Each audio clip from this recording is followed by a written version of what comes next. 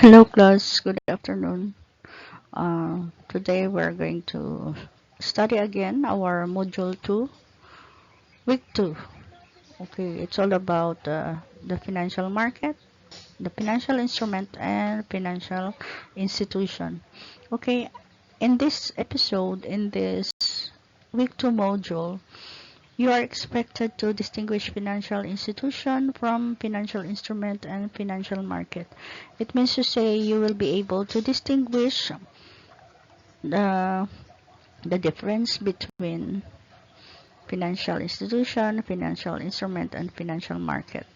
We will be familiarizing ourselves in these three financial terms. Okay.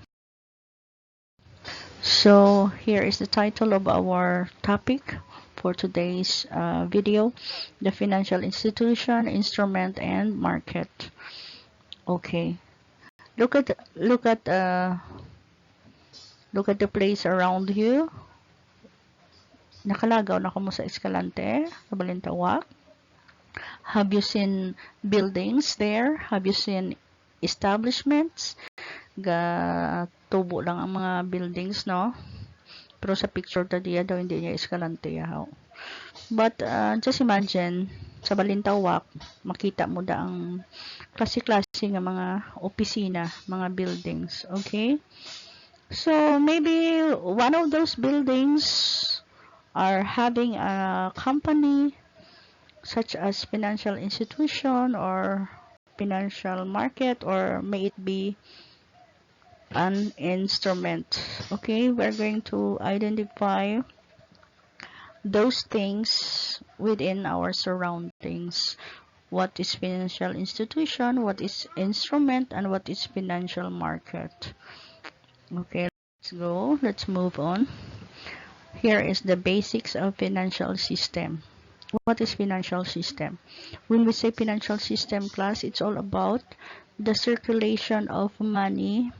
It is the process of circulation of money in a certain place. So let's focus on the place of Escalante. Siyempre makita naton ng mga companies, no, mga establishment damo da sa Escalante, makita mo nga mga building. So you may think that they are members or part of the financial system in that place. So what is a financial system again? It is a process of money circulation. Paano nagalibot ang kwarta sa isa ka lugar? Okay, there are three elements. There are three composition within a financial system. Number 1, lenders. Number 2, financial intermediaries. And number 3, borrowers. Tatlo ni sila ang nagahampang sa sulod sang financial system. Ano ang mga lenders? Amo ni sila ang nagapahulam. Mga lending company. Mayroon da lending company sa Escalante. Ang nabalaan ko, A+.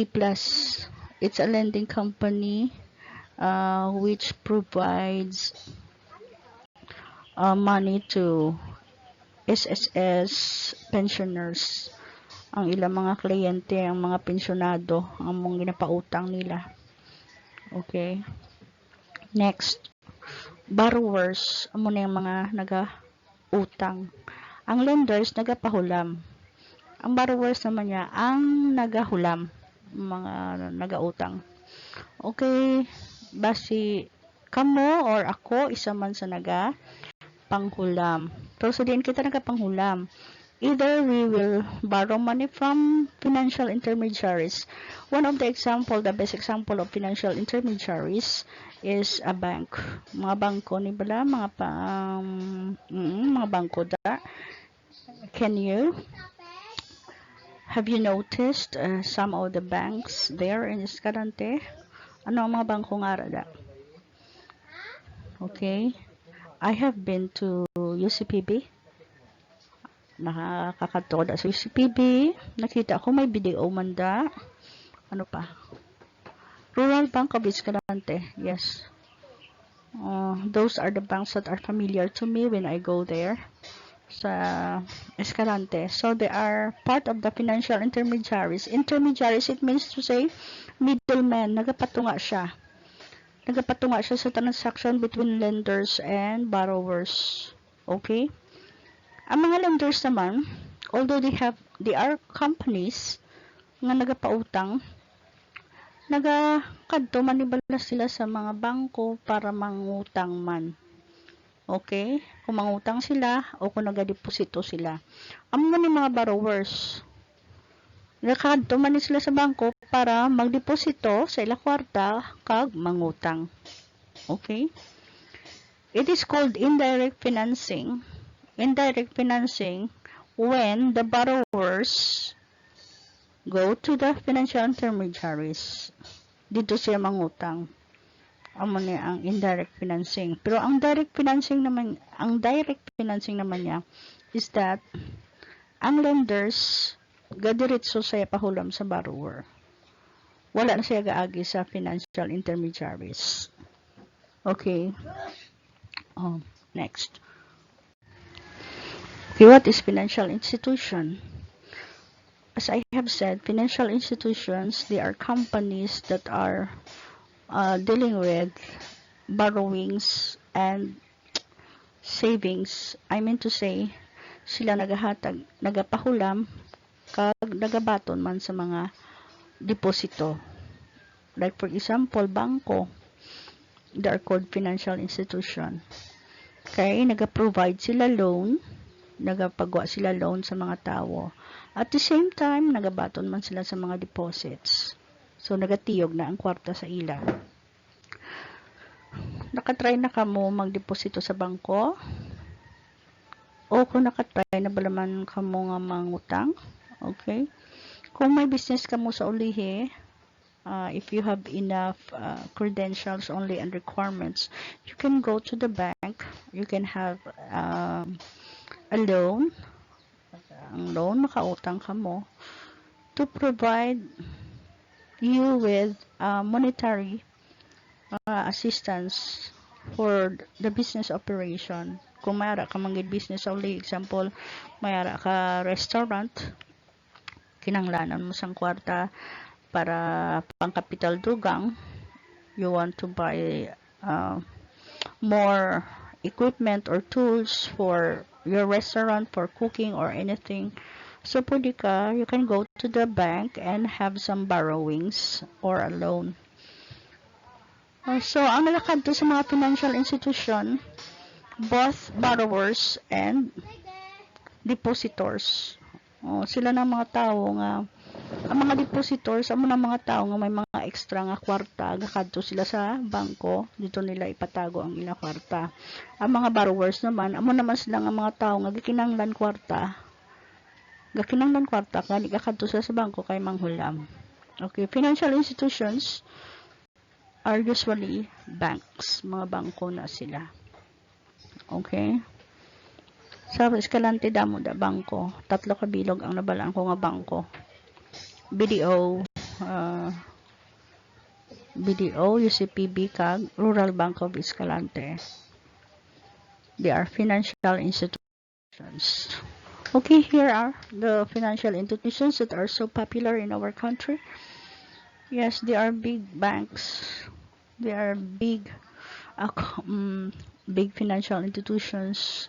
They are really popular in our country. BDO, as I have said, we have a branch there in Escalante.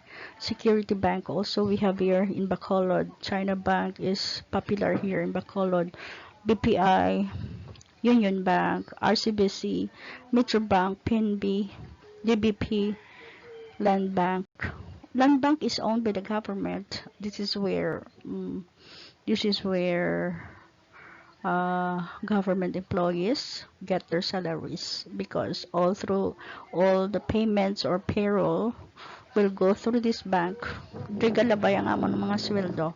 As a government teacher or government employees, you can get your salary here from Land Bank because this is owned by the government. Okay, I hope you are so familiar with this with this different financial institutions. These are financial institutions that are so popular here in Bacolod. Okay, and Escalante only have BDO. I think BDO is there in Escalante only. There is a branch over there in Escalante. Okay, let's go to financial instrument. Financial instrument, it is a contract we can trade in a market. Okay, it represents an asset to one entity and a liability or equity to the other. Financial instrument, remember class, it's a kind of document only. It's a written document that will prove that you owe something from somebody or you possess an asset from somebody. Papel ni siya nga ginakaptan mo, dokumento, nga gapamatuod nga ang isa ka tawo may utang sa imo o kung ikaw naman may utang sa isa ka tawo. Okay, financial instruments. What are the example of financial instruments? We have primary financial instruments, derivatives, and combination. Both combinations on duwa, primary or derivatives. Primary, they are equity instruments. Maghambal ka equity, capital, bali nagpundo ka capital sa isa ka. Example, ang isa ka bangko, naghatag sila sa imo sang ang BDO na lang sa Escalante. Nag-invest ka sa ila sang kwarta, 5 million. So tagaan ka lang nila sang dokumento, and we call that equity instruments. Tagaan ka nila sang dokumento gapamatuod na isa ka sa ila nga kapitalista sang ila investor sa ila company, and you will get interest or return for that when you invest something in a company. Bonds naman niya, loans, borrowings. Dokumento naman sa gapamatuod nga ikaw may utang ka sa isa ka kumpanya. Example sa bangko, mangutang ka. Okay, you will be issued with a document proving that you have really a debt or a loan from them. Gapamatuod nga may utang ka sa ila para sa ulihi may sukton sila sa imo. And of course, receivables and payables, deposits of cash. Yan, deposits of cash is very popular. Makadto ka sa bangko, madeposito ka sa kwarta mo, tagaan ka lang na deposit slip. May deposit slip ka. It means to say, napamatuod nga, nagdeposito ka sila bangko. So, may deposito ka, you can withdraw money from them also, anytime you want. Okay, next. Derivatives. Ining derivatives ni ang ginhalina niya sinim amo man ni ang primary. Yung mga interest ining equity instrument pa interest na sa mo. Ang loans man may interest man, mga receivable ginapang interest na nila kag mga surcharges na. So ini sila ang derivatives buting ganun may ginhalinan man na siya. Ang ginhalinan niya mga primary nga instrument or combination of both. Convertible debt, exchangeable debt, amo ni mga ngalan nila. Okay. So, just remember class, financial instrument, they are only a written document or a contract. Mapwede mo siya ibaligya sa market. Okay, let's go. What market? What is the function of financial market? This is a financial market. So, a financial market, it is a place where buying and selling of stocks happened. Buying and selling of instrument happened. Example, diri sa aton is the Philippine Exchange. The Philippine Exchange, sila na ang amo nang name sa financial market naton. Da na sila ang trading sang instrument da nagakatabo.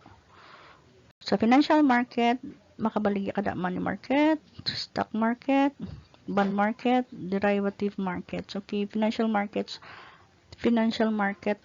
has 4 types. Ang una nga type is market nga nagabaligya lang sa mga stock market. Example, Jollibee, may mga shares of stocks na silang ginabaligya sa ilang mga investors, diri na sila kadto sa stock market. Another kind of financial market naman is money market. Okay, diri man sila makadto.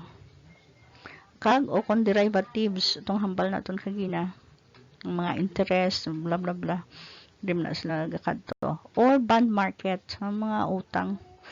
Na gina-classify man bala ang market kung ano klase ang ginabaligya mo.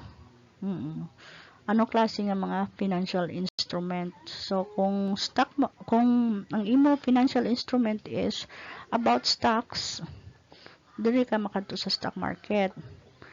Kung it's all about money market, diri ka naman. Ang derivatives, itong mga interest abisang bond, interest ang deposits, diri ka naman sa derivatives.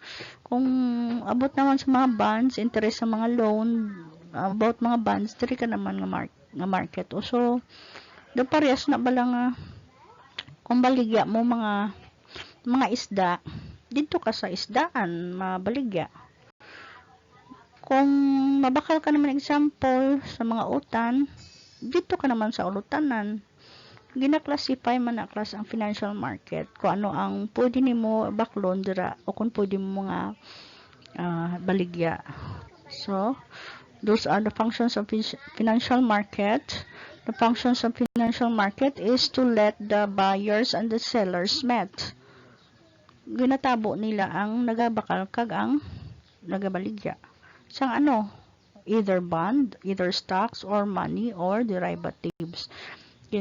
Classify man nila. So, ang hambal ko, ang nagabakal sang karne, dito man na nila ibutang sa karnihan. Nagabakal sang isda, kag nagabaligya sang isda, dito man sa isdaan. Nagabakal sang ulutanon, dito man na nila ibutang sa ulutanan. Okay? That is the function of financial market. They are classifying things that are to be sold and to be bought. Okay, financial markets again. Here is the explanation. Financial markets bringing investors and borrowers together. Yes, exactly. You bring the investors and borrowers together. Gintabo mo sila ang mga tao nga may damo kwarta, gasulobra ila kwarta, gindala nila sa market.